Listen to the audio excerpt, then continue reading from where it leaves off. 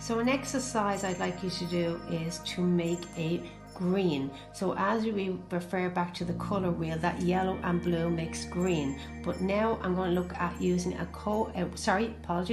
warm yellow and a warm blue. So a warm blue and a warm yellow will give me a warm green. So I'm going to make a nice even green. As I said, fold it over. That's a warm green, and that's equivalent to a warm green which you can buy out of the tube, and that is called sap green. And there we go.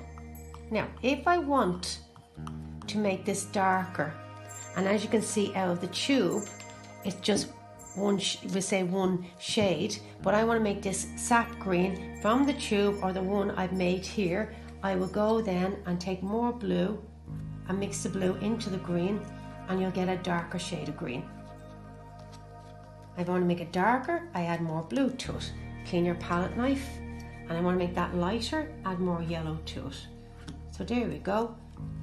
You're getting a nice, that's the tonal value of green, and you can make it darker by adding more blue and lighter to make it more yellow. And as you can see, French ultramarine blue, cadmium yellow, there's your sap green, and that's a great, so I'd like you to do the same then with your cad red and your cad yellow and so forth.